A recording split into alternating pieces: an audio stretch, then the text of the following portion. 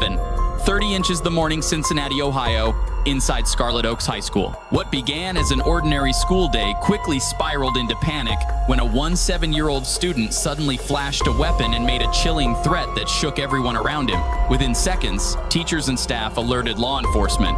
Officers rushed in, ordering students to stay in their seats. Body camera footage captured every tenth second, the silence, the heavy breathing, the fear hanging in the air as they searched the classroom. When police opened Jordan's black backpack, they found a loaded handgun with a 30-round magazine tucked inside. The room fell completely silent. Jordan looked down and quietly said, "It's not mine. I was just holding it for someone."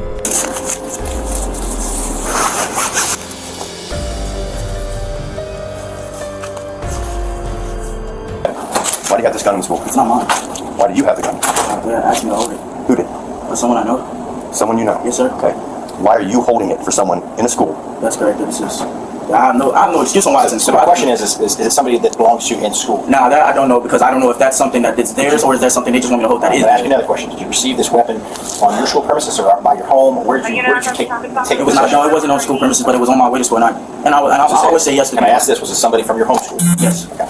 Okay. What's But your I home school? understand. I should have said no, but now I'm in trouble for something that's not mine. So. What's your home school? Oh, Wynwood. Do you know why they asked you to hold it? I have no clue. Well, let me ask you this. So they asked you to hold it. What was your thought process with bringing it to school? It was like in the back of my book bag. It was like, yeah, just put it in there, should be fine. But obviously, I was hoping it was a fake gun. that's what I was hoping to. You know, but so you haven't touched it obviously- because you know a real gun from a fake gun if you touch it. Yes. So obviously, I'm assuming you touched it. Yeah, of course. Yeah. Okay, so you know But that's most of my prints are not going to be on there. When you Okay, I know most, but Yeah. prints don't matter. You No, it's like I'm possess it right now. I understand Okay. that. So I'm in hot seat right now. So you know this is a real gun, though, Yes, right? I understand this is a real gun on school And premises. This is a you didn't think twice about bringing that into school? bringing it in general. I wasn't the one who brought it, but yes, I did not. Which is So since you've been at school, has it come out of your backpack at all? no, sir, not at all. Have you shown it to anybody? I did not. Have you talked to anybody about it? No, sir. Okay. So let's revisit that. Okay. Why would we have the reason to search you for the possibility of that? The teen insists no one knew he had the gun and that he was just holding it for someone else. Watch his answers and his body language carefully. Does he look like he's telling the truth? Yeah, we did. Fact, because you weren't where you're supposed to be, but at the same No, time, I was where I was supposed to be. It was just that it wasn't, Yeah, but I understand I'm the one accountable because I have it in my possession. So what I say about someone else doesn't matter. Now I understand about that, but I'm a holder. That's what I do. I hold things for people. During questioning, Jordan claimed that someone at his bus stop pressured him to hold onto the weapon, saying he was just trying to help. But as detectives pressed for details, his story began to fall apart, leaving everyone to wonder, was he telling the truth or hiding something far more serious? I just to give somebody else out of trouble, but you, if obviously I'm the one in trouble. So that's and it's not just that; it's other things like a lot, like game system all over people because I do reselling and stuff like that. Okay. So that Okay. This is totally different than holding a game set. I get it. You're a kid. I'm gonna sell your game, your iPod, I'm just all throwing that. that as an example. This is a loaded handgun in a school. This is not something I will hold for you just to be a friend and help take care of it for you. Okay. Who's the person that gave you the gun? Huh? Who gave you the gun? Someone from my home school. Okay. Do you know their name? I do not. You don't? I think their last name starts with a B. Okay. So you're holding on to a gun, taking it to school for someone you don't even know? Like exactly, it's peer George, pressure. come on, Peer man. pressure. all right. So my question is this. So this morning, Yes, sir. you were walking to school or driving to school? I was driving to school. You driven to school. Mm-hmm. Who drove you to school? The school bus? The school bus. So when you walk to Wynwood to get on the school bus? No, sir. How do you get there? I car drops me off at my drop-off point. Okay, in the so where's morning. your drop-off point? At the intermediate school? So you get off the intermediate school, so someone ran into you at the intermediate school? Yes. And gave it to No, you? it was like right before there, because like I said, it's near the school. It's like in the middle, because it's not that far of a drive. So, So I would say you don't get dropped off in the front of the intermediate school, you get dropped off someplace else? No, I'm sorry. I get dropped off at the intermediate school, but like where my house is to the intermediate school was where it was like a stop point. So my question is this, you got out of your house and you got into a car and went to the intermediate school, right? And then so who drove you to the intermediate school? My father. Your father did. So your father drives you and drops you off before the intermediate school, is that what you're saying?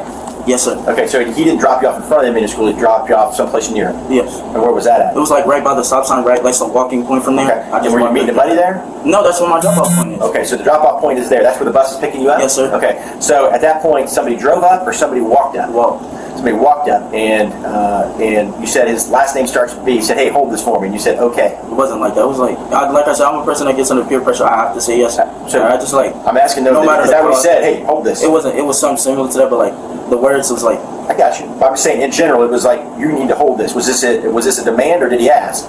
more of a demand. Demand? Okay, so he demanded you and said, you're going to hold on to this. And you said, okay, I'm going to put this in my backpack.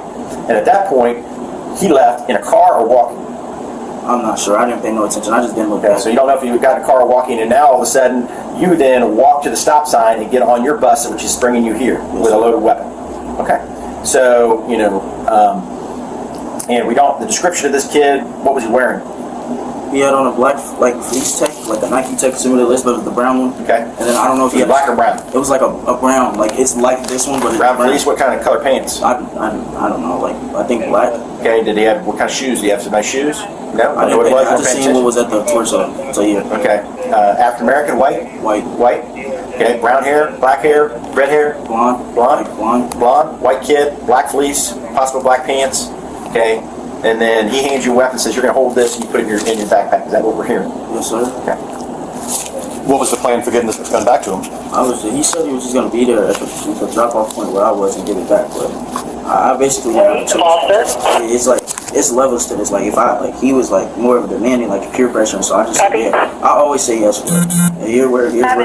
So I have to leave my case and I have to go through this, and he has no clue as he gave it to me. Have you done this before with the weapon? Not with a weapon. It was just like I just. So there was nothing that said I'm not going to touch that. I can't do that. You didn't think It wasn't, it wasn't my thought to do that, but I know this is wrong and I know I shouldn't have, but like, it wasn't that type of thought process. It was, buses were coming this quick, it was like a demanded point, but now my academic is falling over something that I have nothing to do with, and now it's in my possession. You understand the seriousness of bringing Yes, sir, I a gun do. into That's why. school. Yes, I You watch do. the news, you see what goes on. Yes, sir. Okay. You know how bad that could go. Yes, sir. Let me ask you this. Just be honest.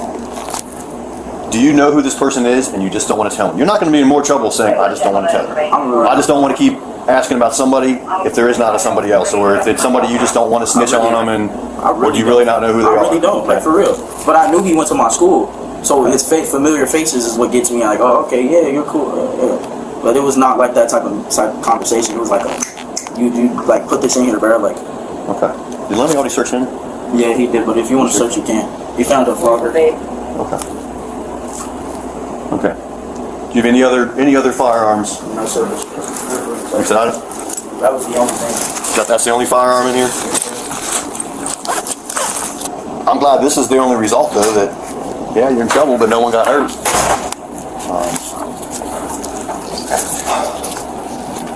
So what we're going to do is so my question is, do you want me to contact parents? I would request that you do not do that. It would be so disappointing. My problem is that this is the problem. This is not a disappointed or not disappointed. This is that we are at the maximum level right now. Parents will be contacted. How old are you, Jordan? I'm 17. 17. So the parents going to have to be. Yes. Yeah, no matter what. Primary parent is grandmother. I had never heard about your dad till you mentioned him, but he is on the list. He was not on the list last year. So who is his guardian? Grandma's your guardian? Okay. So we're going to give Grandma a call, and then at that point, I believe he's already under arrest, correct? Jordan was charged for bringing a firearm onto school grounds, a serious offense. The school permanently expelled him, and within just 3 days, he was formally indicted in court. His grandmother arrived to take him home, holding back tears.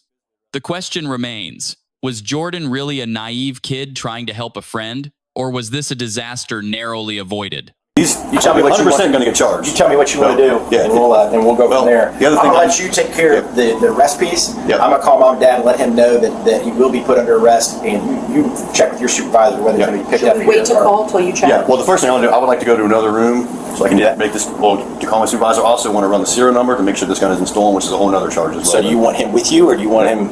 Can he be with us? He can be with you guys. I'm just going to be right outside here. So, That's fine. yeah. So we're not gonna. Yeah, so Jordan, don't do anything stupid, like jump up and try and run out of here or anything. It's done, okay? You're going to get charged. So, like I said, as long as my supervisor's okay with it, worst case, you'd be taken to 2020, and then they're going to call your guardian to come get you anyway. The other alternative is we just have your guardian pick you up. You're going to be criminally charged with this, okay? You have to understand that. There's no, I'm sorry, there's no warnings for bringing firearms to school anymore, okay? Does that make sense? Okay. What's your concern with saying don't call my parents, other than any normal kid? No, it's under disappointment and like, oh, like I'm really disappointed in you. Like, have you ever been charged criminally with anything ever before? Anything. So Nothing. like, now my you have no record's juvenile messed up. record? Like he doesn't know what he just did. Okay.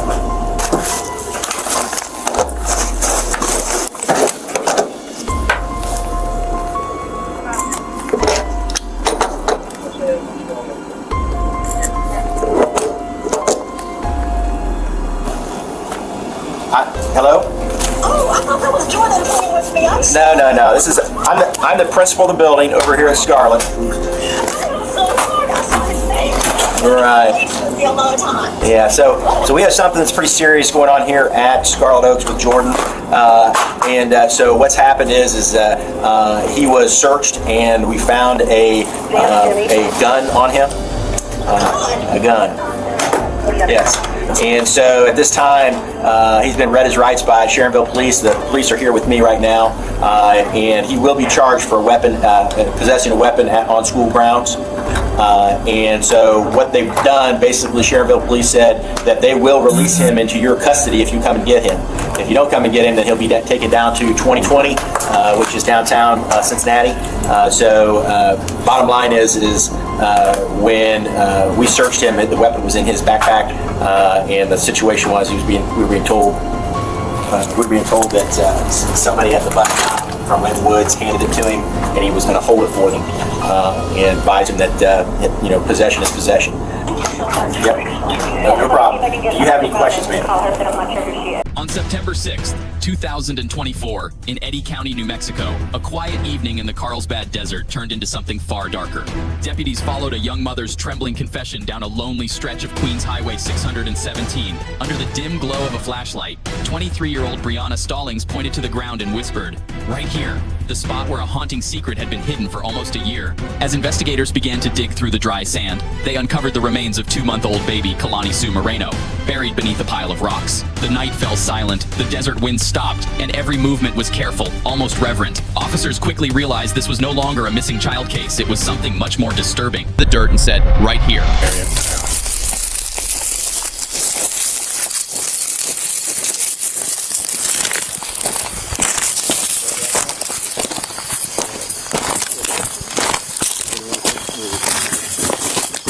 Don't worry about me. Got it. Where the rock is? Where the rock is? I'm sorry? The one right in the hot spot. Yeah. Right there? Yeah, she's buried in That one just sticking out there like a big old pimple. with all those So- stakes or something. She's underneath the rock? Yeah, she's underneath it. Yeah. Those rocks. Yeah, Try to take that your light whole off for a thing. second so we can just... What's that? These rocks right here. Yeah. Okay.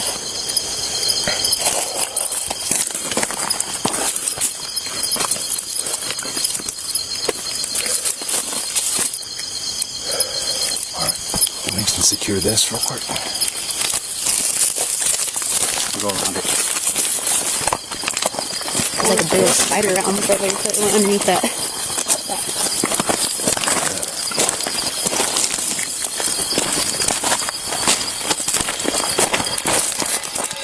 For detectives, the case shifted instantly. This wasn't a missing child. This was a homicide investigation. The next day, detectives questioned Brianna's boyfriend, 28-year-old Manuel Guillen. He repeated the same story. The baby had been smothered accidentally. No, then the morning was when we had found that she was already passed. Oh, so you stayed in the car that night? Mm-hmm. Okay, so what had happened? Did you guys both fall asleep? So what happens when... How did you wake up? Just woke up already. Did Brianna, was she already awake? Was she... No, she was still asleep. She was still asleep. So you woke up, and then what did you do? Woke up and looked in the back to see if they were okay, and they both were laying down to sleep. And I was like, oh, well, they finally got some sleep rest. So I just turned back and I just sat there and waited for them to wake up. Okay, and at some point Brianna woke up, and then what happened?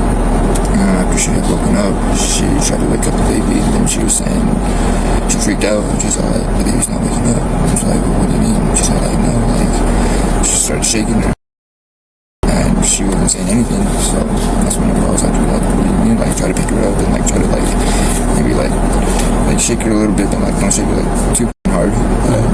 She did, and she wasn't getting up, so that's when I like, kind of started like freaking out, and we were like, oh, shit. So we like looked up online to see like how to do CPR for a baby. We had tried doing the CPR, but nothing was working. Did you try to call 911? Okay, so about how long did you try doing CPR? For like at least about an hour. And then what happened? And I know this is hard, and I appreciate you talking to me, but then what happened? She didn't wake up. Okay, so what did you and Brianna do? Well, we wanted to call 911, but she like I got scared. I was like, no, because we're going to get in trouble. So just called 911, play some music right then and there. And then what happened? That's when we came out here. Okay. Was the baby, was the baby in a backpack? Did you put the baby in something? Juice bags and blankets. And where you roughly showed us, that's where you remember to the best of your knowledge is where. Did you and Brianna ever come back out here? I know Brianna, her family. But investigators knew something was wrong. Accidents don't end with secret burials in the desert. On September 7th, investigators returned to the desert to exhume the baby's remains. Each step was slow and careful. What they uncovered wasn't just evidence. It was the fragile body of a child whose voice had been silenced. The remains were sent to the medical examiner, where science would soon unravel Brianna and Manuel. That same night, Brianna and her boyfriend, 28-year-old Manuel Gwen, were taken in for questioning. Both told the same story, that the baby had stopped breathing in her sleep, and in panic, they decided to keep it a secret and bury her in the desert. But the autopsy results told a different story. Baby Kalani had several broken bones, and traces of fentanyl were found in her system. What they called an accident was now something that could no longer be explained away. In the bed, and I slept over him. Okay. And I didn't wake up because I took the allergy pills. Okay, so And what address was that at? It's the Queens Highway. The 617 Queens Highway? Yeah. Okay. So you were in your bedroom? Yeah. And At the time, at first, we were there because she kept crying. And I didn't know what wrong with her because I would give her bottles. And I don't know, and then I would, pat her back because sometimes I have gas, right? Sure. And I don't know what it was. She just kept crying and crying and crying. And, they say put skin to skin. So she was right by me for a while. And then I was like, maybe I should just keep her here. But I didn't think, to put her back, and put her in the crib or wherever, So I left her there with me. And when I fell asleep, I woke up this morning and I was trying to give her CPR. What did you decide to do? I just put a plastic bag and everything and decided to do that. Okay. So why before did you tell us y'all were in the car? What was the reason for that? Well, because at first, the time we were in the car to try to calm her down. So before you guys went to Yeah. bed, y'all were in the car? Yeah. So there was some truth to it, just not. Okay. After that, I was trying to calm her down and, sitting in the car with it on would help her fall asleep or whatever, and nothing, and then we went back in. Okay. I guess I'm just confused as to why y'all would say that you were living in the vehicle. No, we were just staying in, I don't know. I don't know why I said that. I was just freaked out. Gotcha. That's why. Okay. But no, that actually happened. We were sitting in the car, and then we went back in the house, and that happened. Did you ever live in the car? Or was that just something you came up with? No, it was just something. We lived there, actually, at that address. Okay. When confronted with the fentanyl evidence, she denied everything, claiming Manuel didn't even use drugs. They did do an autopsy on Kalani. I'm sure you're aware, and we had her for a bit. So she did test positive for fentanyl. Do you know why that would be? I'm not sure. Okay. Do you use fentanyl? I don't. Does Manny use fentanyl? Has he used fentanyl? He hasn't used it whenever we got together or anything that I know. Okay. So there had to have been somebody that she was around that was using, because the baby wouldn't have tested positive if that wouldn't have been the... Brianna, it's important you be honest with us, because honesty is going to go a long way. So the only way that the fentanyl in her tissue, still after all this time, was she was exposed to it. We know who did it, right? I believe you when you say you didn't do fentanyl. But I keep hearing from other people and family and Manny's family that you may have a fentanyl issue, a fentanyl problem. Would he use often? The time that we are, I don't know. I mean, maybe after the incident and all that, probably. But that wouldn't have around it after the fact. Do you know what I mean? Does that make sense? In the short time that she was alive, she had to have been around somebody that either smoked it or something, right? So was she crawling at the time? Okay. She was still young. Right. And I had to, grab her and still carry her. Right. She wasn't... Did you ever use fentanyl with Manny? No. So he would just do it. I don't use no drugs like that. The only thing that I would do is, weed. Mm-hmm. To be honest with you, I don't do nothing like that. So when he did it, was he alone? Was he around you? Probably. I mean, I don't know. because you know how people are sometimes when they do drugs, they probably like hide or they don't tell you anything. You know, I don't. Did you ever suspect if he ever acted differently towards you, or if he acted out like and that's like that wasn't his character, or? I mean, he acted a little different, but I don't know. I mean, don't really know what that does to you. I've never done that. It's a horrible situation, Brianna. We're just trying to figure out why are these lab results telling us this? We know you know. We're just trying to get the full picture of what happened, okay? What happened to... It's okay, Brianna. Did he use often? It's a very addicting drug. Does he still use? No.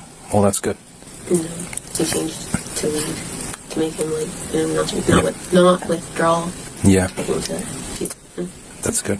How long did he use for? Fentanyl? You don't know? Is it like some months? Is it some years? Does it seem like he struggled with it? It's not your fault, Brianna. That doesn't make him a bad person. It doesn't make you a bad person for being with him and wanting to support him and wanting to see things through. I guess. Well, did you ever remember a time, or I'm sure there was multiple times, Brianna, but that's so. Just so you know that this, the fentanyl substance was tested out of her brain tissue, so that's how we know she was exposed to it. And we just want to get a full story. I know you cared for her dearly. I mean, probably because he held her wounds, so maybe when the time that he did, probably, you know. Sure. When asked about the broken bones, she grew silent, denying over and over that they hurt the baby. When we reviewed the autopsy, there were also some injuries to her bones, and one was before she had passed. Do you know why she would have injuries to her bones, to her rib, or to her leg? I'm not sure. Did you ever leave her with anybody? So it was primarily either you or Manny around her at all times. Okay. Was there any point in time where Manny ever harmed her, or you thought that he might harm her, or harm you? Okay. What about the baby? When the baby's maybe crying and wouldn't stop crying, maybe kind of got overwhelming? I mean, she would cry a lot. Like, do you ever remember anything? Because to break a bone, I mean, that's kind of a big deal, and that's something that would hurt her. Can you tell us about a time when there was an incident that she may have got hurt? Was it Manny? Was it you? No? I believe you. Are you afraid that he might find out the things that you're telling us? I get it. Did he hurt her? It's not fair to you, and it's not fair. You've been carrying this for a really long time, Brianna, and it's time to let it go. It's time to be truthful. You know, I just want things to... Yeah. I know, it's a lot. What happened? Did he hurt her on purpose? Yeah. Yeah? What did he do?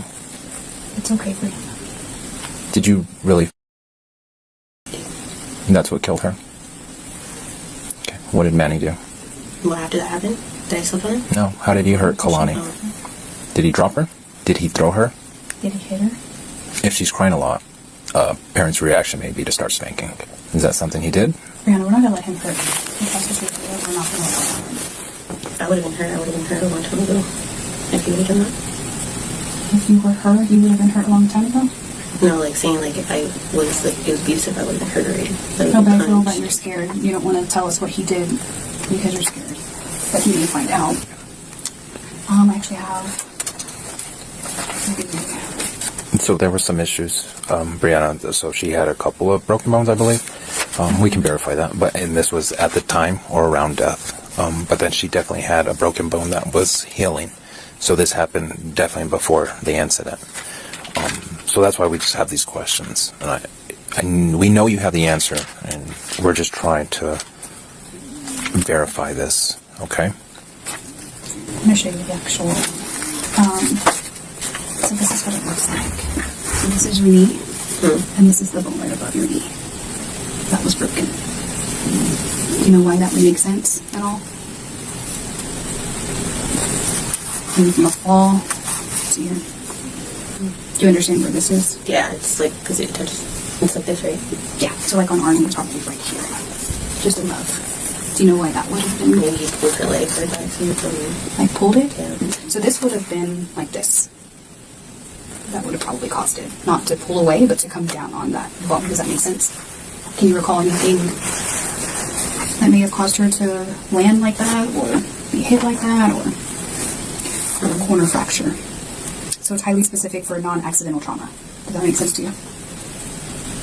trauma that's happened that's not, of course, an accident, right? Because it's very specific for that area. Was it you? No. I went to. And it wasn't Octavio or his they were girlfriend? in the other room. Okay, we're talking about the incident when her leg broke. So it sounds like you remember this specifically. You're describing where the others were in the house. And so it was you, Manuel, and Kalani. And you guys were in the bedroom when this happened? Yeah, okay. And Manny's just frustrated because she won't stop crying. At first, Brianna denied everything, saying Manuel didn't use anything harmful and that it had just been a terrible night. But after hours of questioning, she finally broke down and admitted that Manuel often used fentanyl, even while being around the baby. When it was Manuel's turn, he lost control and confessed that, in a moment of frustration, he pressed down on his daughter to make her stop crying. And when she went quiet, he thought she had fallen asleep. I was like, hey, the baby's kind of scored, like, she's not waking up. And that's when we went on our phones and we tried to look up Google and we tried to look up like different ways of CPR. And we laid her on the ground where it was a flat surface.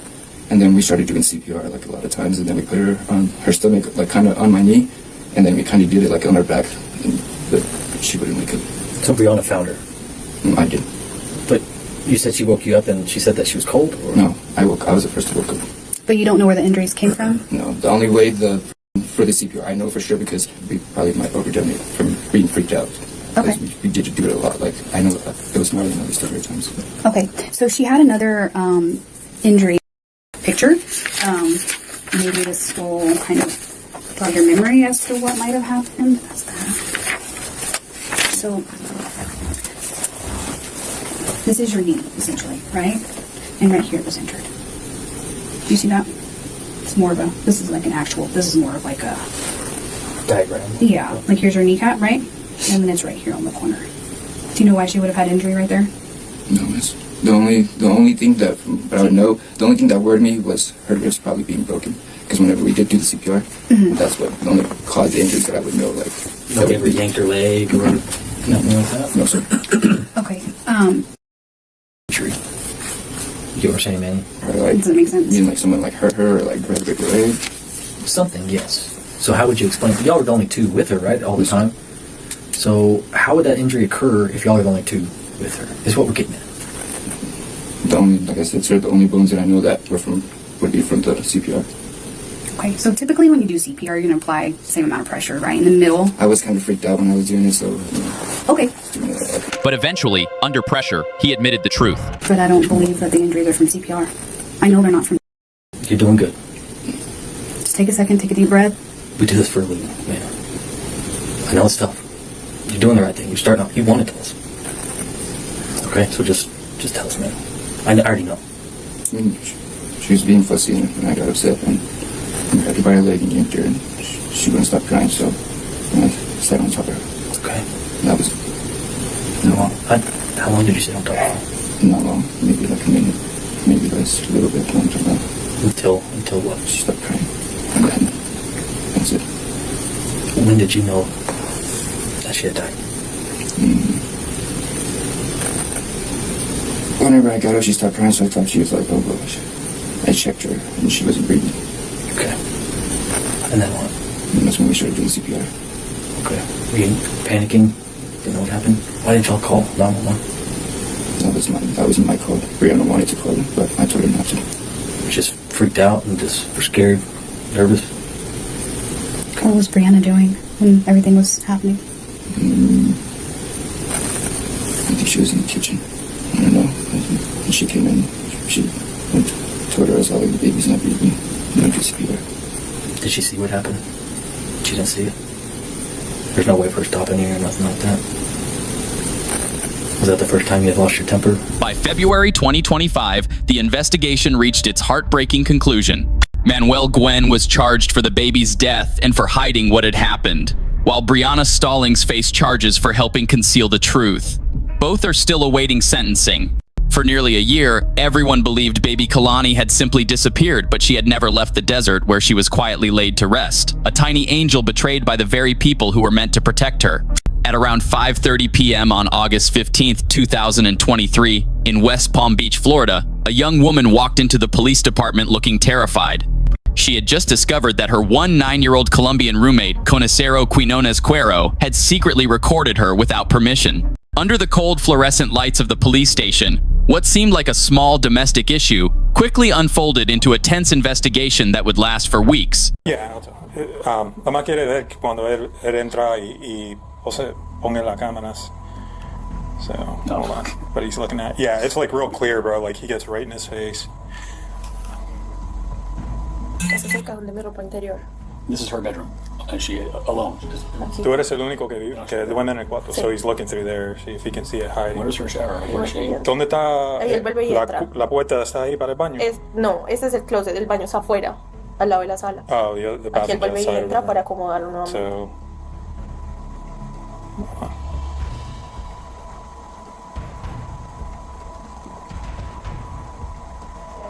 and there's like a part where it's really, really good. Pero no hay parte que enseña la cara bien. Enséñale. Al principio. Okay. Here we go. Yeah, that's at the beginning. Más o menos por acá. Pero está bien como llamarlo. Maybe ask him to call her. You want to talk to her on the phone? ¿Ah? Did he want to talk to her on the phone? Pero él no te dijo que quería hablar con usted. Sí, él me dijo hace 8 días que quería hablar conmigo, que si podíamos hablar, pero... Llámalo y dice, mira, yo no te quiero hablar delante de ustedes porque no tengo confianza con ustedes, pero quiero hablar contigo de qué pasó y por qué me hizo eso. Algo así, tú sabes. A ver qué dice. ¿Está bien? Sí. ¿Por WhatsApp o por...? Inside the Criminal Investigations Division, the room went silent as the call began. Her voice shook as she asked, "Why did you do it?" After a few moments of hesitation, Conacero admitted over the phone that he had made a serious mistake and only wanted to see something he should never have tried to see. That confession was exactly what the detectives needed, and for the victim, it was the breaking point that brought her to tears as the call ended. Entender por qué hizo eso, o sea, por qué me grabó, por qué las cosas así, Steven. No sé, créeme que no sé, primera vez que yo lo hago. En serio, no sé qué me pasó por la cabeza. Me siento mal, no sabes en cuánto pienso yo en eso. Me siento mal todos los días, no sé qué me pasa. The time is 17:24 hours. This concludes the control call. 3 days later, Conacero disappeared, moving in with his family somewhere in West Palm Beach. It took nearly 2 weeks for officers to track him down. On August 31st, 2023, detectives visited the home to question him. At first, he claimed he had installed the camera only to keep an eye on his roommate out of concern, then changed his story again, saying they had been in a long-distance relationship.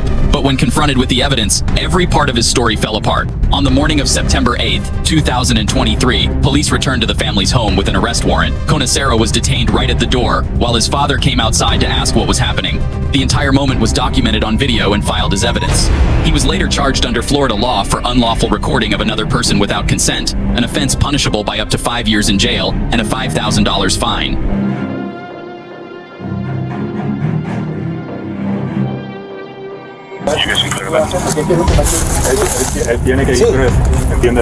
Quinones Cuero's dad then came out to speak with the cops, who informed him about the basis for his arrest and the particular offense he was being charged with.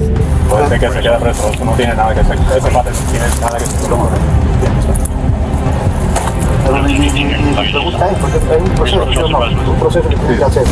tienes que escucharlo a él. Hablaron con él el otro día. Sí, y él se ¿Él te explicó todo lo que pasó? Sí, yo estaba ahí, yo estaba ahí. So, hay caso para él, para ir a arrestar. ¿Me entiendes? Él trae un lapicero y un para apuntar la dirección. Nosotros no sabemos dónde lo van a llevar, nada. No sé si contar el corte de Gunflot. La corte de quién? No, es que no me dio no, es que no me dio no, yo dirección. Yo te voy a dar dirección. ¿Y esa corte cuándo es? Por la mañana. Venga, ¿y por qué no hace que se cambie? Él no se va a volar en ningún momento. Ellos le van a quitarle ropa, si no importa. ¿Ah? Ellos le van a quitar todo eso, no importa. Le va a dar una ropa diferente para con eso. Pero no vale la pena en cambiarse. Está engañando. Es 14206, ¿sí?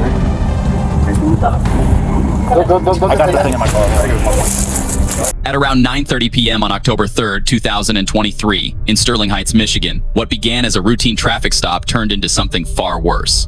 On Van Dyke Avenue near 15 Mile Road, officers pulled over a Chevrolet Equinox with no valid insurance.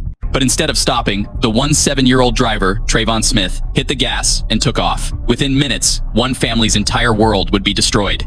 As officers followed in pursuit, the Equinox sped through city streets, climbing past 70, 80, and nearly 90 miles per hour. Red lights flashed, sirens echoed, but the driver refused to slow down.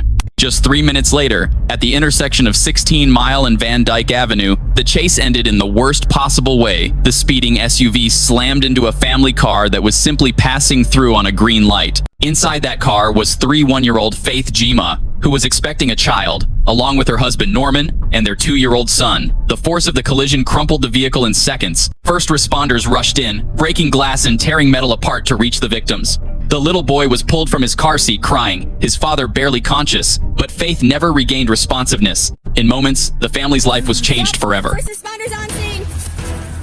Okay. She did it. Yep. Yep. This might be hold it. Hey. Hey. Charlie, here you are. We got still you 2 unconscious. I don't know if I'm breathing. 2 unconscious. I don't know if I'm breathing. Someone give me a knife. In the seconds after the crash, chaos took over the intersection. Officers didn't hesitate. He was the Gumma's 2-year-old son. Officers worked frantically, breaking glass and bending metal, determined to pull the toddler to safety. Hey. This might be a case. Hey. I got 2 unconscious. Charlie, tell you what, we got at least 2 unconscious. I don't know about breathing.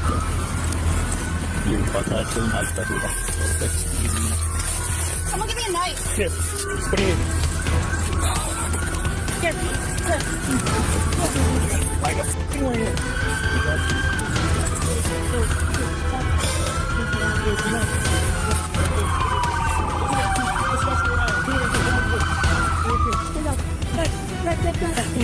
Here, what do you need?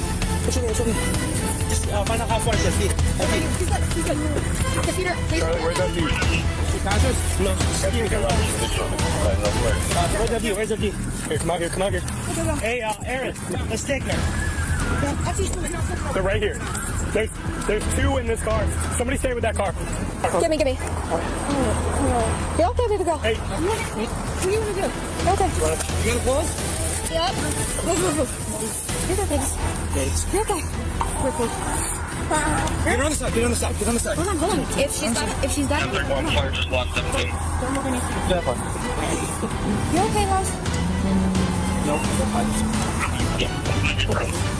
I got full still. We're good.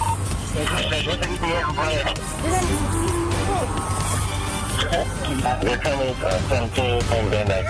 That's the one on that. We're almost there. Stay with us. Yeah, we have an responsive shadow. How is that the child? One child is breathing. We're gonna need 2 transports. We're okay. Where's the other one? One child breathing to the transport. Where's the other one? Keep breathing. Where's the other one? Other what? Child. I think just one child. No, there's 2. They took another one out. You're okay, baby. There you go. You're okay. I know, baby. You're okay. Okay, hold on. Can you get the shoe off? Slowly. You're okay.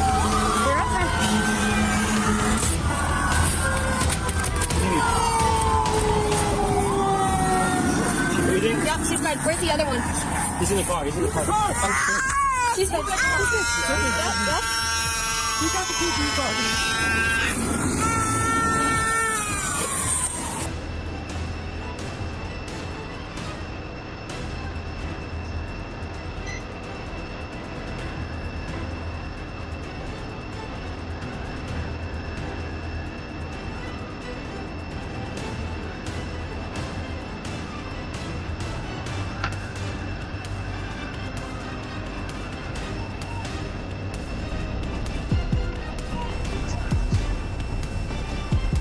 Not far from the crash site, officers found Trayvon Smith still inside the crushed SUV, dazed but alive. As he was taken into custody, the realization hit him hard.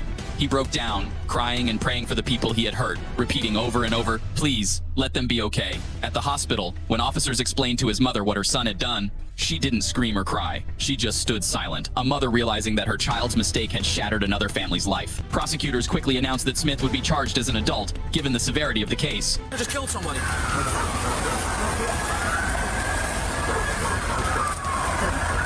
Get up. Yeah, you.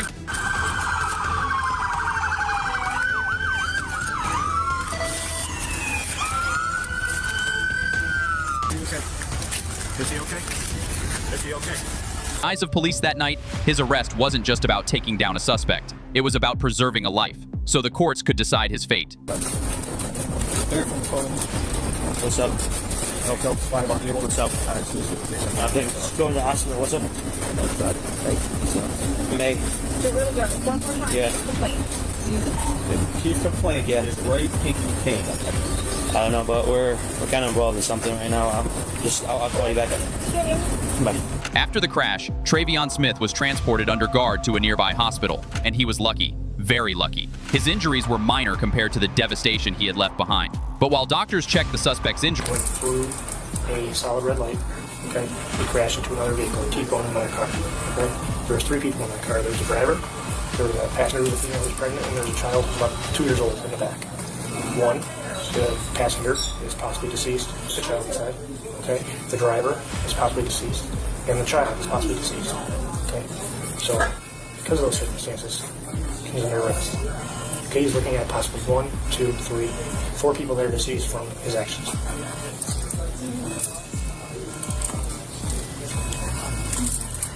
You want to sit down? I mean, it's... 18 months later, Trayvon Smith, no longer a teenager but a young man, stood before a Michigan judge for sentencing. The court found him guilty on multiple counts, including reckless driving causing loss of life, serious injury, fleeing from police, and possession of a stolen vehicle.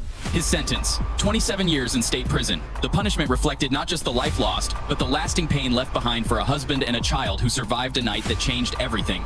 One decision, one red light, and in less than 10 seconds a family's future was gone. A community left grieving, and a teenager traded his freedom for a lifetime of regret.